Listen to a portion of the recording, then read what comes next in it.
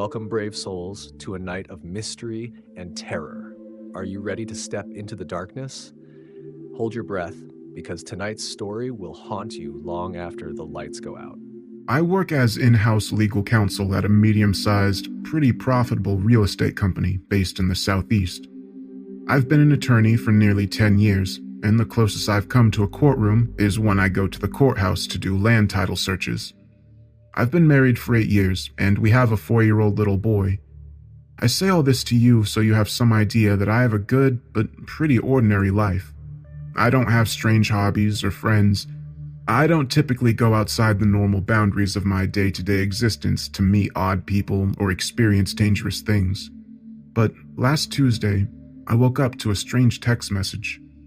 My alarm was set for 7 a.m., but my phone buzzed at 6:40. And it stirred me out of sleep enough that I checked it. It said, "You saw something you shouldn't have." Being half asleep, I kind of stared at it for a minute, trying to figure out what I had seen before the overall weirdness of the message dawned on me. First of all, the sender was blank. No name, no number, no symbols, no indication that there were blank spaces like someone had hit a spacebar repeatedly, and it had taken the input as characters. I couldn't even highlight anything in the sender space. Second, the font on the message was different. Not like a different font than normal, but there were several letters that shifted noticeably higher or lower than the letters around them in a given word. Third, I haven't seen anything. Aside from going to work, a parent-teacher conference, and out to pick up a pizza, I can't think of anywhere I've even gone in the week prior to that message. And I sure haven't seen anything weird or criminal or whatever. I show it to my wife, and she just laughs it off. Says it's probably some marketing thing or maybe a wrong number. That seems like a reasonable possibility, so I push it aside. 2 nights later, last Thursday, I started having bad dreams. When I was little, I used to have night terrors. I'd wake my brother up screaming my head off, and it got so bad that even though my parents couldn't really afford it, they took me to a sleep clinic for a few days when I was 8. I don't remember what help they really gave me, but I know it stopped, or I grew out of it. And aside from the occasional normal nightmare, I'd never had any problems since. But this dream, while it was unpleasant to some degree, didn't feel like a nightmare or even a dream. It felt very real and strangely mundane. I was at a dimly lit library, going through old books, and while I can't say what I was looking for, I know I felt a growing sensation of frustration and unease that it wasn't there. When I woke up, instead of feeling relieved, I felt panicked, and in my sleep-addled stupor, I tried to force myself back to sleep. But, of course, that never works. After a few minutes, my phone buzzed. It was another message in the one-sided conversation from the mystery sender. "You saw something you shouldn't have, and you need to stop before your life." The message stopped there, but there was a photo attached. It was a dark picture of a man squatting down in an aisle, peering intently at a row of faded books on a low and dusty shelf. The heavy metal bookshelves and long aisle made it clear that it was a library, and while the picture was at a bad angle and poorly shot, I could tell it was me.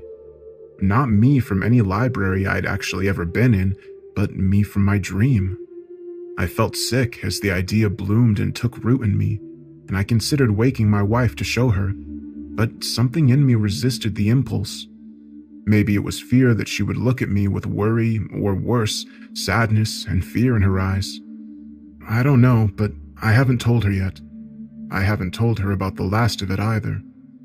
The dreams have continued. Me at some strange place I consider home in the dream. Me at a restaurant. Me walking through some unknown town on a stormy afternoon with patches of hail coming down intermittently, thudding against an umbrella with a heavy, wrought metal handle. All these things seem real, and I wake in a strange panic. No more messages for the last few days, though, and while I've grown to dread and hate my phone when it buzzes, my hope was that whatever strangeness has been happening was fading, and would eventually take the dreams with it. This morning I found a coin on my nightstand. I call it a coin because it is a small flat disc in the shape of a coin, and with a heft as though it was made of metal, but its surface is not metal. It seems to be some kind of mottled gray leather or scales, almost like shark skin. But it is solid and sturdy, and it has some kind of embossing. But it is hard to make out due to the thing's color and texture, and it's probably my imagination, but it feels like it's warm. The message buzzed through a few minutes later. You saw something you shouldn't have, and you need to stop before your life is consumed. I think I need help. I just don't know what kind. Has anyone experienced anything like this before? I don't know what's going on, and I don't think the message is finished yet. Please respond if you know anything. I appreciate the responses, both public and private. Some helpful insight and suggestions.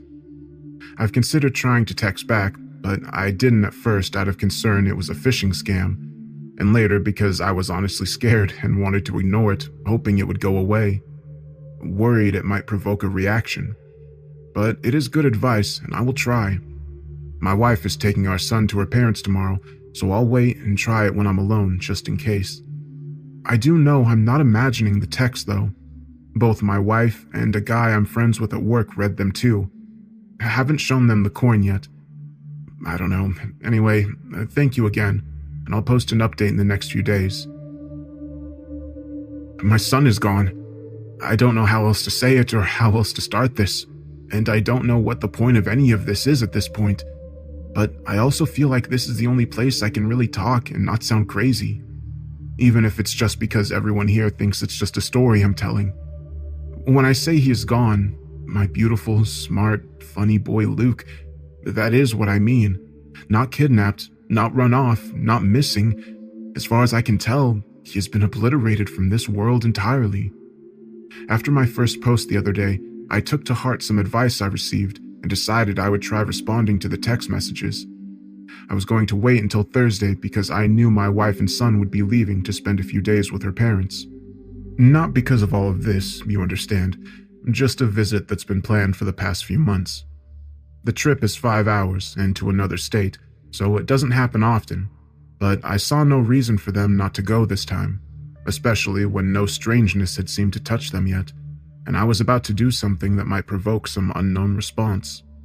So, yesterday morning, I woke up at 6:30, thinking I'd get up early and have breakfast with them before I went to work, as they would have already left before I got home that night, and I wouldn't see them until Sunday. When I stepped out of our bedroom, I saw Luke's door closed. This was strange because we never close that door so that we can hear him and keep a better eye on him. But I figured he'd just shut it and was either playing or still asleep. I knocked and then opened the door, but it wasn't his room. It was the same room, but with no sight of Luke in it. Where his bed had been, there was an elliptical machine with clothes hanging off of it. Instead of a collection of army men and tanks on the floor, there were boxes of books and an old TV. The room was not full, but there was no sign of recent movement of objects to or from the room. I even thought and looked at the walls for thumbtack holes where Luke's posters had been hung, but the walls were unmarked and covered with old, faded paint. You need to understand that 2 weeks ago I would have left the room immediately, assuming I had made a mistake or was going crazy, and would have sought the right room or some kind of help. But now, I'm already fearful I'm going insane or that something large and terrible is coming for me. I take more care to look and consider, to see if reality is consistent with what I'm perceiving. So it was only after I went through the room thoroughly and found no sign of my boy that I checked the others. And it was only after I searched everywhere upstairs that I began looking for my wife. It seems odd to me in retrospect that I didn't think she would be gone too. Maybe I had some dim, animal sense of her presence in the house, or maybe I was just too overwhelmed to process any more at the moment. In any case, there she was, eating a bowl of cereal at the bar that divides our kitchen and living room. She gave me a sleepy smile at first, but it quickly faded as she saw my expression and heard what I was saying. "Where's Luke?" Who? Luke? I tried to keep my voice even, but I could hear my fear and rage creeping in. "Luke, our son, where is he? What happened to his room? Why are you looking confused?"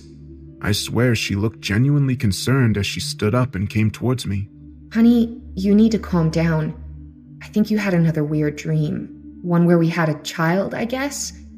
We don't have any children. At least, not yet. I was already shaking my head as she spoke. No, you're lying. You're under someone's control. We have a child. His name is Luke. He's going to be 5 in June.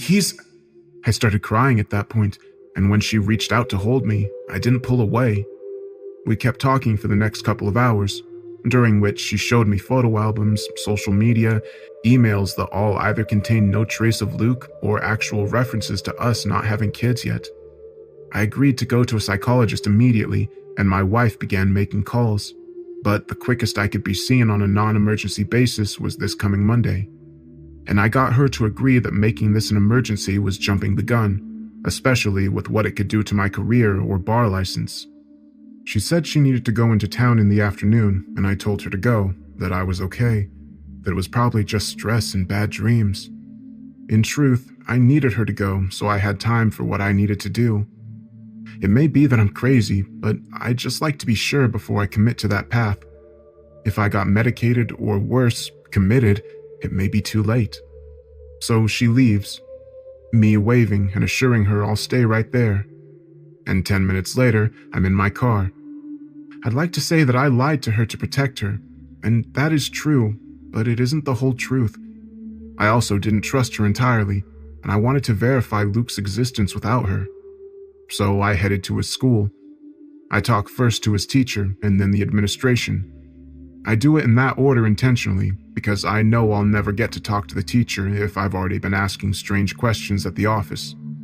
I try to ask my questions calmly and with some subtlety, but that's hard to pull off when you're asking about a child that has either been erased or never existed. Both the teacher and the office said Luke was never at the school. They also acted like they didn't even know me. When I have memories of going to the open house, 2 conferences, and the Christmas program. I sat out in my car afterward for a few minutes, crying and trying to reconcile what I knew and felt with the world I'd woken up in. I was close to giving up and going home before I was missed when something occurred to me. I knew that teacher. Aside from related to Luke, I'd never been to that school or met that teacher. Yet I knew her name, her face, where her room was, and what it looked like. Whatever was happening, it really was happening, or I was so far gone that I was lying to myself and creating facts as needed to sustain the delusion. In either case, I made the decision to pursue it further. I texted my wife, apologizing for leaving, telling her not to worry and that I'll be back the following day. I have a long trip ahead of me. Luke was born in the same county my wife is from, the same place I thought they would be heading to today to visit his grandparents. I had already rejected trying to confirm his existence with my wife's parents for several reasons, but I did want to check the birth records at the county probate court. It was one of the few official ways of verifying a young child's existence, and my hope was that if there was some kind of manipulation going on, maybe it wouldn't go that wide or deep. And yes, I know I sound paranoid and insane at this point, and will more so later on. After sending my wife a long text, I finally sent a text to the unknown number. What happened to my son? I probably typed and erased 10 different messages before settling on that one. Not too vague or specific, not overly emotional or confrontational. I waited for 10 minutes for a response, but none came. Setting the phone down, I headed out. There was no way I would make it to the probate court before it closed for the day, so I drove slowly, using the time to think. At one point, I stopped and got something to eat at a fast food place, going inside just to get out of the car for a little while. I sat inside after forcing myself to eat a few bites of a burger that I didn't want when an idea hit me. I had brought that strange coin with me. I didn't really remember picking it up, but I was in a frenzied rush when I left the house. I went back up to the condiment bar in the restaurant and got 5 packs of sugar, emptying them on the table and spreading them in a thick but even circle a little bigger than the coin. My idea was that I could try pressing the coin into the sugar to see if I could tell anything from the imprint it left behind. I did it on both sides, and on one side there were strange shapes and what might be words along the edges, but they were faint and nothing I recognized. On the other side, it seemed like there was a picture of something, possibly a whale. I tried to take pictures with my phone, but the flash washed it out, and no flash was too dark. I gave up and went on the road again. By 10:30, I was close to the area and was going to look for a place to park for the night, having found the idea of getting a room with my card somewhat terrifying, as though someone would find me and capture me in my sleep. I had already gotten money out of the ATM before heading out that afternoon, and it needed to last me a while for food and gas, but speaking of gas, I needed some. I'd been so preoccupied that I'd let it get down to the fuel light, and the only gas station within the next 30 miles was lit up but closed.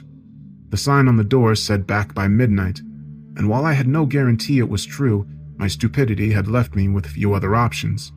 So I sat and waited. The attendant did come back a few minutes before midnight as promised, but something else happened before she got there. I'd gotten out of the car a second time to stretch my legs and wake myself up. Pacing the lit parking lot of the gas station and peering out into the surrounding dark. In the distance, I could see the dim, shadowy shape of a couple of houses, partially lit by 3 amber streetlights that seemed to have been haphazardly placed to poorly light this spot of the road. Everything was so still and quiet, it felt like I was the only thing living in some dead or frozen world. Then I saw movement in the distance. It was at the edge of the pool of light thrown down by the farthest streetlight, dipping in and out of the dark. I couldn't see much, and my first thought was that it was a large plastic bag of some sort being blown by the wind. Except it didn't move right. And there was no wind. I would just catch glimpses of it, light and dark, shiny and rippling, several feet above the ground and bobbing like an obscene balloon tugged by an invisible child. I ran back to my car and locked myself inside and was ready to leave, gas or no gas, but when I looked again, it was gone. When the girl came and unlocked the door, I thrust $40 at her and pumped the gas as quickly as possible, getting back out on the road too fast but maintaining control of the wheel. I didn't stop until I reached the courthouse, and I parked nearby for the night. My plan had been to sleep in the car, but there was no sleep to be had at this point. I kept watching for that shape and recording this. If I'm able, I will post this today, which is Friday. This has become a journal of sorts for me, and I still hold out hope it may lead to help. But at least it will be a record, if nothing else. I've had a lot happen in the past few days. I'm currently using the Wi-Fi in the lobby of a motel I stayed at last night, and I've been aimlessly wandering since Saturday, never staying at the same place more than one night, but I think that's over. It's not accomplishing anything, and I'm very tired. I looked back at what I had posted last, and it was all accurate. The last few days have made me feel sure that I'm either so insane that I'm likely in a padded room right now, rocking in my own piss and shit, dreaming all this up, including recording this for all of you, or it's real. If it is real, I think there's a very good chance that I'm in hell. In which case, would that make it real or just an imagined torment? I don't know, but I find the semantics of it pretty funny at this point. But back to the story, right? Gotta tell the story. And I do. I feel compelled, and when I'm getting it out, I feel more at peace than any other time. Like I'm lancing a boil. Enough of my whining. On with it. I went back into the probate court that afternoon and met with Miss Mercer, who was pleasant and helpful enough. Though she had no real help to give. She said that the paper records were all transferred into their database back in 2002, which of course covered Luke, who was born in 2013. No sign of him. I tried every search parameter, but no luck. So then I start asking about doing a search of the physical records. Even when they put those records into the computer system, they have to keep the originals of vital records in most states. The woman was again as helpful as she could be, saying that I was in luck because she had records going back to 1982 in the courthouse, though they were about to transfer everything up to 2015 to an off-site storage facility in the next few weeks to make more room. After that, paper copies from the originals would take a written request and a few days turnaround, but again, she pointed out unironically, today was my lucky day.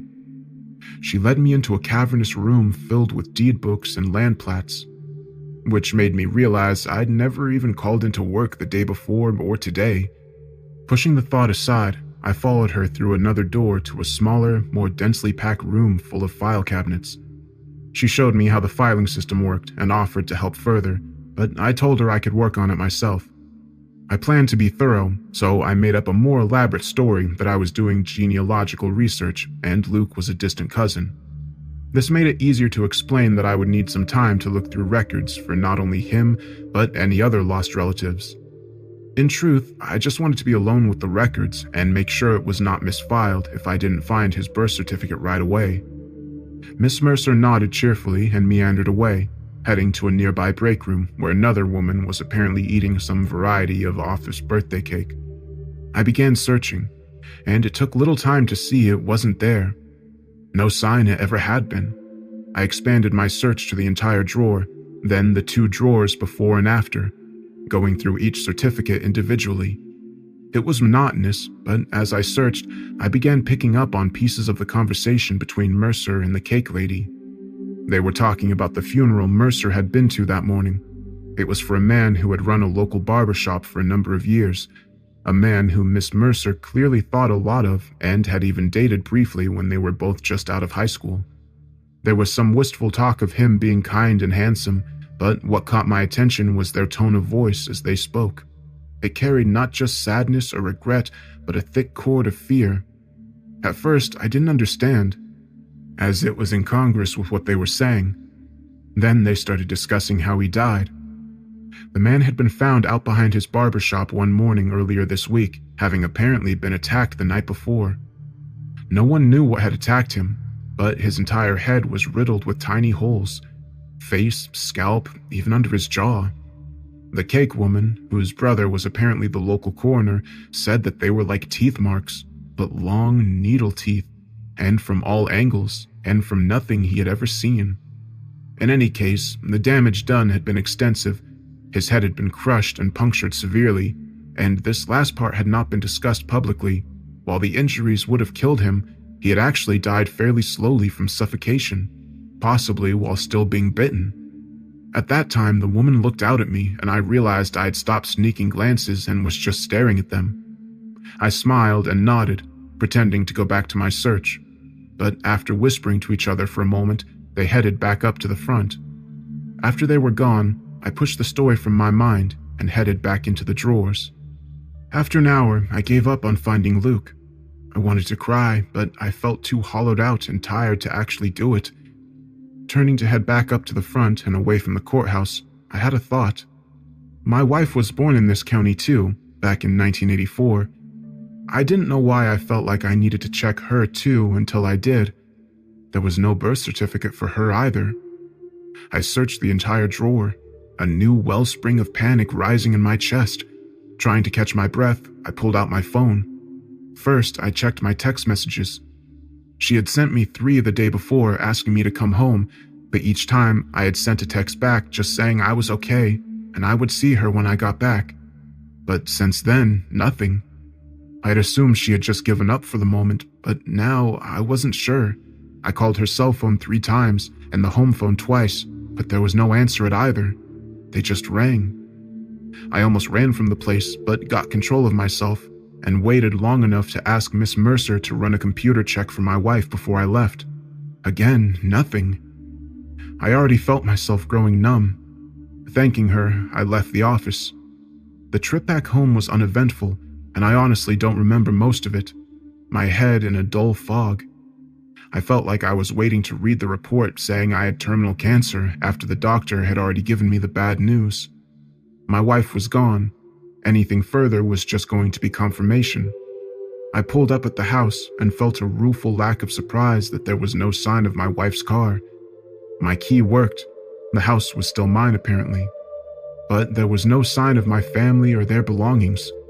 I checked the house thoroughly, more out of some need for completeness than out of any real hope, and found nothing. 2 hours later, exhausted in every sense, I passed out on the sofa. I found myself in another one of those 2 real dreams. I was walking down a dark alleyway in some unknown, rain-soaked city, my face cold as wind whipped past me, bringing with it the spicy scent of old decay. I was headed towards the bright spot in the alley. a neon sign hanging above a door that appeared to belong to some kind of bar or club. There was a bouncer at the door, a thick-necked man with a collapsible baton held casually in his meaty left hand. Without thinking about it, I pulled a coin from my pocket, holding it in my palm for him to see. It was the strange coin I had found, or its twin. In the dream, I saw and felt it pulse and shift on my palm slightly, though my dream self did not scream or throw it away. After a moment of studying it, the bouncer nodded and let me pass through the door. I woke up suddenly at that point, and I saw it was still dark. My phone had gone dead, but after charging it for a few minutes, it told me it was actually Saturday night around 9 p.m. I'd slept for over 20 hours. There were no missed calls or texts, and no signs of anyone coming in while I was out. I was alone. I took a shower, hoping it might clear my head and tired of my growing old sweat stink. I was still numb, but I could tell that I hadn't eaten in over a day, and so I microwaved some soup and sipped on it as I looked out the French doors that went to our back patio and the yard beyond. I stood there staring for a few moments before I saw the thing floating there. It was the same thing I had seen at the gas station, or something like it. There was very little moonlight that night, but we have a security pole light that illuminates the backyard very well. I could see the thing coming toward me slowly, still 30 yards out, but slowly undulating back and forth as it lazily crossed the distance. I've thought a lot about how to describe this thing, and I still don't know. In some ways, it reminds me of a giant pale jellyfish. In other ways, it looks like a semi-opaque dry cleaning bag given obscene life. If it has a head, it is the roundish mass that moves it forward, a ball of pale and largely translucent flesh that floats in the air. At the center of this mound is a writhing ball of darkness. It reminded me of pictures I had seen of a ball of snakes mating. If this thing has a center, a nucleus, a face, this cancerous core is it. But that is not the entirety of it.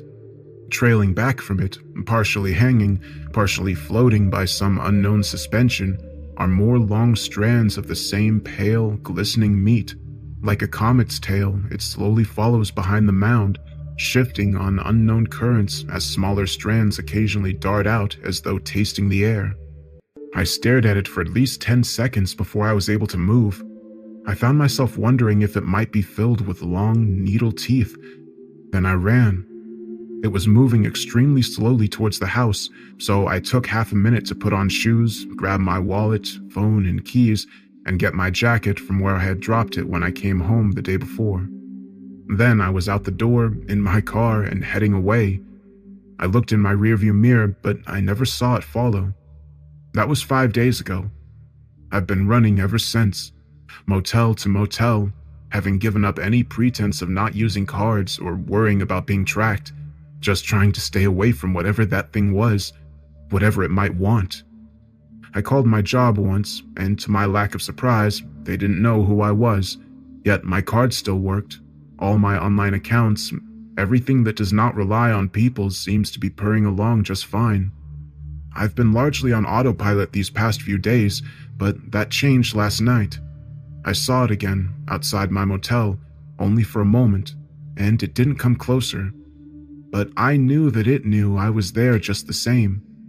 So I give up. I'm going home. It'll either get me or it won't, or maybe I'll go ahead and kill myself if I can get up the stomach to do it. Actually, it'll probably depend on how scared I get, because despite everything, despite feeling utterly used and hollowed out, I'm still terrified. This will probably be my last entry. If I survive somehow, I'll post again. If I don't, well, you'll know. Thanks for listening to all this. I feel so alone now, and it means so much to be able to talk about this, even in such a strange format, even if it amounts to screaming out into the dark. Thank you. By the time I got home Thursday evening, I had decided I wanted the thing to come. Whether I wanted it to come back to finish me, or so I could attempt to kill it, would change moment to moment. But the idea of fighting back had built slowly throughout the day and remained a constant. I was tired of being a victim to whatever this all was, of having things taken away from me. thoughts of suicide faded more and more, in no small part due to the words of encouragement I've received here. And while I was still resigned to the fate that I was likely going to die, I decided I still had a little more will to try and resist left in me. So, of course, nothing happened that night. When I arrived home, I checked the house again thoroughly, and it was untouched since my last visit. No sign of my family or their belongings. Now, beyond the initial shock of all that had happened and slightly better rested, I had more time to study the pattern left behind by their erasure. Not only were all their belongings gone, but there were other things gone or different too. My son had done a handprint in clay back in October for a school project. He had given it to me, and since then it had been displayed in the kitchen, up against the backsplash on a small stand meant for a photo or a baseball card or something. It and the stand were gone. I had a long, waxed raincoat that my wife had given me 2 years ago. Very expensive and nice, though I rarely actually wore it. I checked our coat closet, and it was gone as well. Even things like furnishings were different. If it was something I had bought or we bought together, it was still there, but other pieces of furniture or hangings that she had bought alone or had before we were together were either absent or replaced by something unfamiliar to me, as though to fill the hole left by the other object's absence. My bank account was another strange anomaly. As I had previously mentioned, my job apparently no longer exists, and I have no indication of some other job that had taken its place. No business card, no strange contacts in my phone, etc. So I looked on my account to see how much money was left and where it was coming from. I had plenty of money in there, more than I usually do in fact, and when I look at the deposits, it shows a direct deposit of close to $7,000 once a month for as far back as records go online. The name attributed to the deposits was just a sequence of letters, numbers, and symbols, which, if they have some meaning, don't mean anything to me and could well be random. I considered calling the bank the next day to try to learn more about my benefactor, but just the idea of it seems exhausting. I'm ready to be done with all of this. So I set aside my phone, pick up the softball bat I had recovered earlier in the same closet that was now missing my fancy, rarely worn raincoat, and go to the backyard. For the next hour, I roam around outside and in, calling out to the terrible thing that is haunting me, demanding that it confront me. I can feel some ever-shifting mixture of fear, anger, and despair coating my tongue and my words. By the end, I am more begging and pleading than anything else, but nothing. Fine. It'll come in its own time. I go back in, eat something, and then go to sleep. I can't bear to sleep in our bed, or even stay in our bedroom for any length of time. It's too sharp a reminder of my wife's absence or non-existence. So I set up on the sofa again downstairs, and before long, I'm deep asleep. I have long, strange dreams that night, and while they bore the same texture of realness as the other dreams since the text had begun, I don't remember any details of them. What I remember instead is the sudden and sharp pain in my right hand that woke me. I tried to sit up in shock of the pain, but my hand was immobile down near the floor, so the result was a protesting flare of pain in my shoulder as I spun and fell off the sofa onto the carpet. I caught myself on all fours, my gaze at a good level to see what was eating my right hand. It was another of those things. I don't know what to call them, but this one was much smaller. The small, glistening bulk of its body was spread across my hand like a glove or mitten up to just past my wrist. At the time, I was in such pain and terror that very little cohesive thought was occurring, so bear with me, as much of my description is based upon restructuring these events upon reflection. The dark ball of snake mass I had seen on the larger one was here too, but spread out over my hand like an inner layer to the horror that was trying to consume me. Looking at it now, I guess that's where all the teeth come from. There were so many teeth, needles boring down into my flesh, plucking at my tendons and scraping at my bones. As bad as that was, the overwhelming sense of pressure was somehow worse. And though the creature was competing with itself as to what method would destroy my hand first, when I looked at it for the first time, I swear it paused and considered me, though it had no eyes or face I could see. Then it went back to work, and I began to scream. I couldn't move my hand because it had wrapped parts of itself securely to one of the legs of the sofa, and my first attempts at pulling it free just caused fresh pain with no progress. I looked around for a weapon, but saw none within reach. I did notice where I had left the strange leathery coin on the coffee table, however. The coin had burst open from the inside while I slept. Apparently this thing had been inside the entire time, but that information wouldn't help me now. I needed to kill it. My hand was beginning to go numb, and I knew I had little time left to save it, if it could be saved at all. Straining with the effort, I partially stood and began moving towards the kitchen, because while the thing couldn't be dislodged from the sofa wasn't attached to anything. As I began pulling it and the sofa along slowly, it bit down and crushed my hand more, and I felt sure it would just burst, leaving me with a bloody, ragged stump. But I kept pulling, my screams having died out in my concentration and effort. I made it across the living room, then into the edge of the kitchen. I thought about the knife, but I was afraid I would just hurt my hand, or it would just dislodge and crawl up the knife to my left hand before I could drop it. I began pulling out drawers and found an old trigger lighter that I sometimes used on the grill outside. Saying a frantic prayer, I pulled the trigger. Nothing. Again, and a small flame appeared at the end of the lighter. I held it tighter and stuck the flame to the creature's flesh. Dark gray smoke began trailing up from the side of the flame, and there was a terrible smell that made me gag. But that was all. No reaction from the creature at all. The pain was fading away now, but that somehow made me more afraid, not less. I cast my eyes around for some new weapon, but saw nothing other than a small cow salt shaker that must have been one of the replacement objects, because I had never seen it before. I suddenly thought of garden slugs, and having no other ready options, I picked up the shaker and turned it over. Salt poured out, and this time the reaction was immediate. The milky flesh turned black where the salt landed, seeming to stick and burn the creature as it began trying to release my hand. I put my right foot down on it to hold it in place as I shook out more, rubbing my hand along the floor to catch salt crystals that missed their mark initially. The creature gave a violent shudder and then went still, aside from the continued withering of its flesh.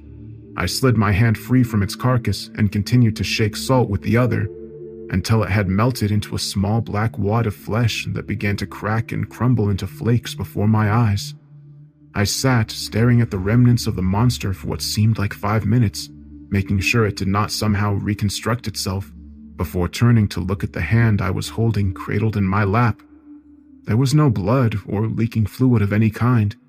Instead, my hand looked slightly swollen, but otherwise normal aside from the hundreds of small holes that now adorned nearly every millimeter of my flesh. Even the skin on the sides of my fingers had holes, as well as multiple holes through each fingernail. In places where I could clearly see veins, there were holes there as well, but still no sign of blood. And no pain. No feeling at all, actually. My hand just flopped limply on its wrist without even a tingle or some phantom sensation. Trying to decide the best course of action, I looked at my phone and realized it was 2 a.m. on Saturday morning. I had been asleep for close to 30 hours. I considered going to the emergency room for a moment, but hesitated. I knew in the state I was in, I would likely seem strange at best and totally insane at worst, and for the moment I seemed okay physically, unless it had injected me with some poison, which a hospital likely couldn't help anyway. Ultimately, I decided to just go to the doctor the next day unless things got worse. While I slept no more that night, my hand stayed the same and nothing else happened. This morning I went to the doctor. Since it was Saturday, I wound up having to go to an emergency wound clinic across town instead of my normal doctor. If I have a normal doctor anymore. But apparently my insurance card still works, and within half an hour I was back in a room getting examined. The doctor on call was a pleasant young woman who seemed very knowledgeable, but was also very curious about how the injury occurred. Rather than try to make up some elaborate lie that would probably seem implausible, I just told her that I didn't know, that I woke up outside my house and my hand was just like that. This led her to check to see if I had some head injury or blood pressure spike that had caused me to pass out. But ultimately, she couldn't say much beyond that it appeared I had severe nerve damage, which she called neurotmesis. Based on my clinical signs and the wounds I had, she took x-rays, and she saw a small fracture in my ring finger that she splinted, but she said that anything more in depth would need to be done at a hospital. I told her I didn't think I needed a hospital, but I would follow up with my doctor soon. She protested, suggesting that such a strange and severe injury should be checked more thoroughly than she could accomplish at the clinic, and right away. I thanked her and left.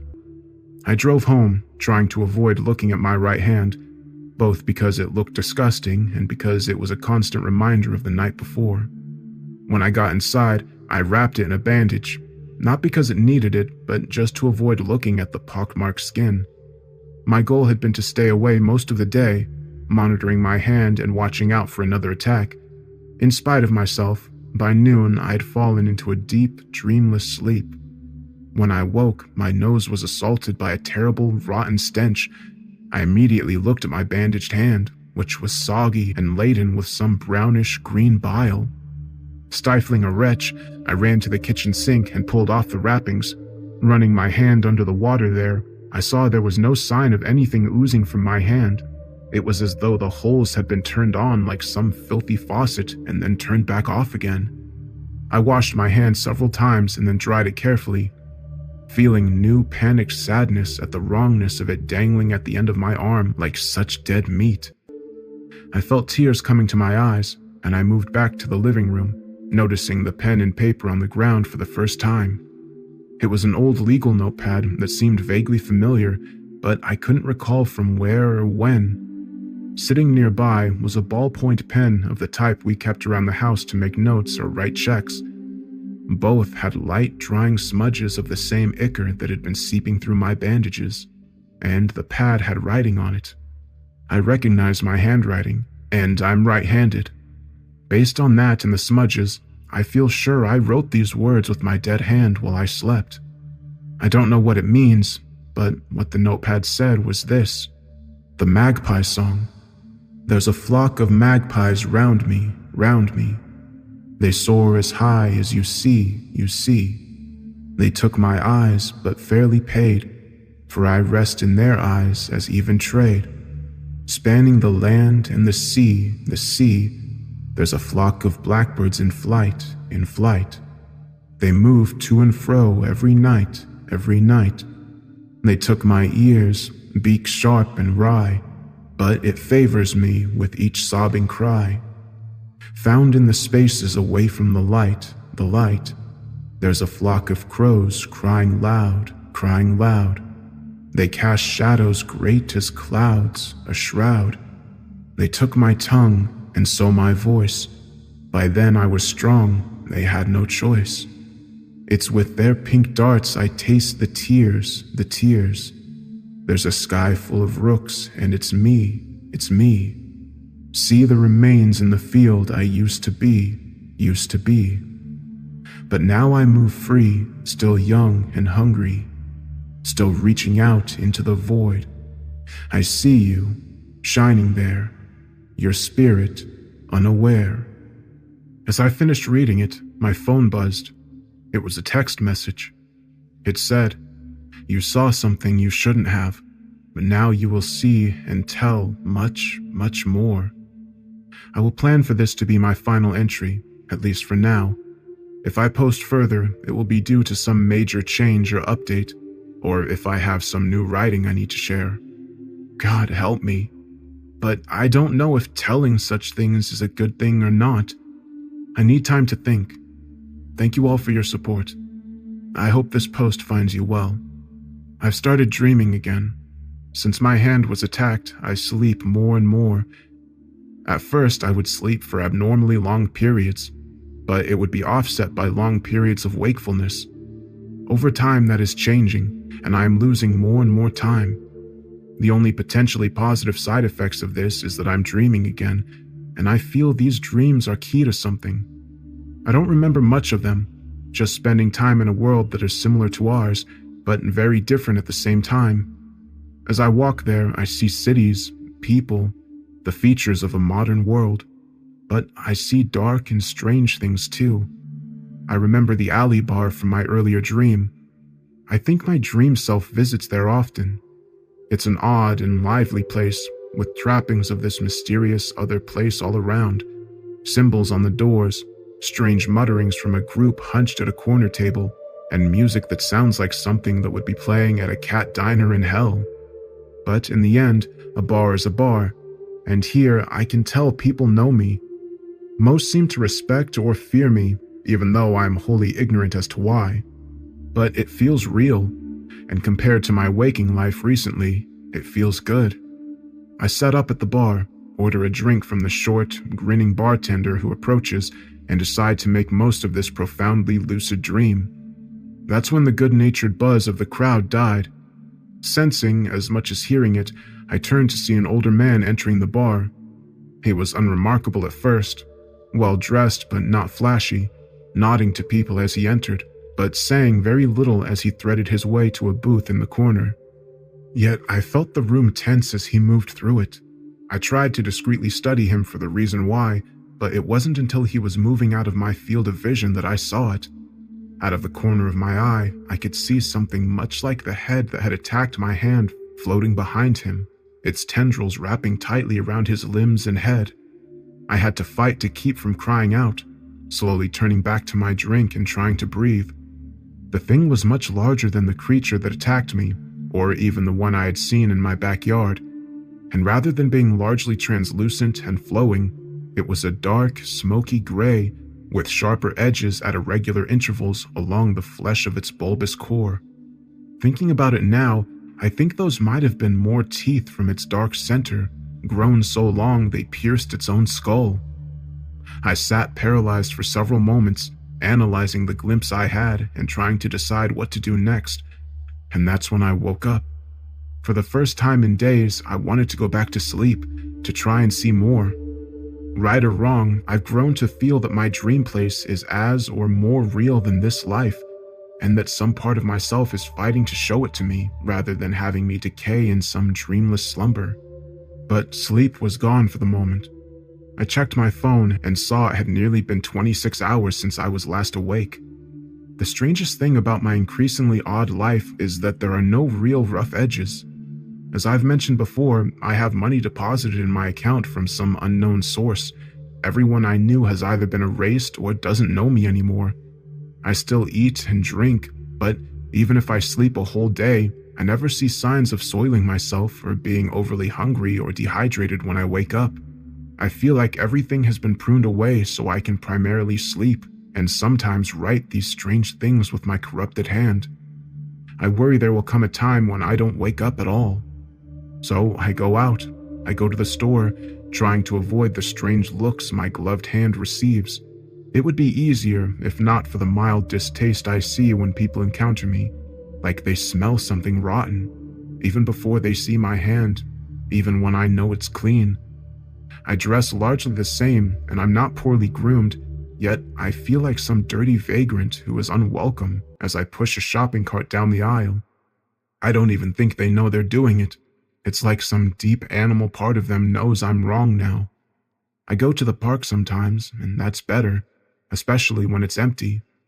I have figured out that I can stave off sleep a while by staying in a public place. I think the dead hand doesn't want me passing out in public, but if I stay too long, my normally limp hand will begin to throb painfully and with increasing urgency until I go home and go back to sleep. I feel like a prisoner, but I haven't given up. I'm trying to find any connection between what has happened to me and the writings my hand produces.